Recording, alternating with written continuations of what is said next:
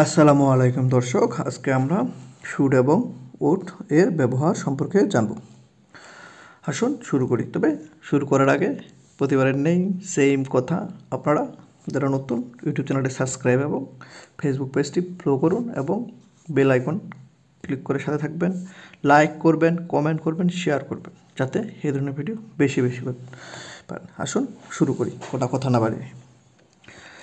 কারো কোনো কিছু করা উচিত বা উচিত নয় অর্থে শুড বা ওট টু ব্যবহার হয়। শুড বা ওট টু ব্যবহার হয়। কারো কোনো কিছু করা উচিত বা উচিত নয়, মানে কোনো কাজ কারো করা উচিত বা উচিত নয়, দুটা ক্ষেত্রেই কিন্তু শুড অথবা ওট টু ব্যবহার। একটা মনে থাকবে, ওট কিন্তু একা বসতে পারেন, এর সাথে অবশ্যই টু বসবে। এটা কিন্তু খুবই গুরুত্বপূর্ণ। ওথের সাথে সবসময় টু বসবে, এটা একা বসে না সাধারণত। ব্যতিক্রম তো একটা আছে, সেটা আলাদা বিষয়। তো স্ট্রাকচারটা যে শুড অথবা ওস টু প্লাস ভার্বের দুই ক্ষেত্রেই বেস ফর্ম। আবার যদি উচিত না অর্থে বোঝায় should not, would not to plus ভার্বার বেস ফর্ম। এক্সাম্পলটা দেখি যে you should accept the job to cut your teeth on. এই যে উচিত, কিন্তু তার অবশ্যই জবটি করা উচিত অভিজ্ঞতার জন্য, যেহেতু বোঝানো হয়েছে সেক্ষেত্রে যে উচিত অর্থে মানে শুড ব্যবহার করা হয়েছে। আচ্ছা, আরও দেখি, কারো কিছু করা উচিত বা উচিত ছিল না, করা উচিত হয়নি অর্থেও কিন্তু আবার অন্য ব্যবহার। কারো কিছু করা উচিত ছিল, মানে ছিল অতীত, বা উচিত ছিল না বোঝার যদি বোঝায়, বা উচিত হয়নি অর্থে কিন্তু আবার শুড এবং শুড ব্যবহার হয়, ওট টু ব্যবহার হয়। কিন্তু সেক্ষেত্রে শুড হ্যাভের পরে V3 হয়। এই যে আমরা পড়েছিলাম, মনে আছে, ওইটার মতোই same.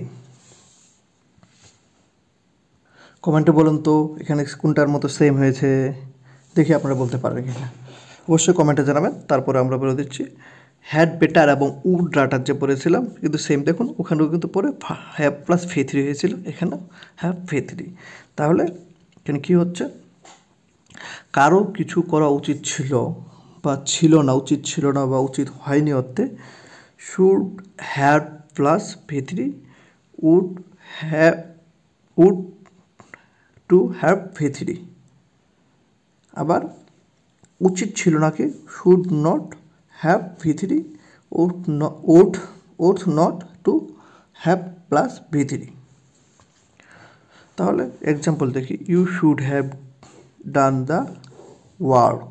You should have done the work, তোমার কাজটি শেষ করা উচিত ছিল। ওই যে উচিত ছিল অর্থে যে শুড হ্যাভ প্লাস ভার্বের V3। ধন্যবাদ সবাইকে। হয়তো এই ভিডিওতে আপনাদের একটু বুঝতে কষ্ট হয়ে গেল কিনা বুঝতে পারলাম না, আর সমস্যা নাই।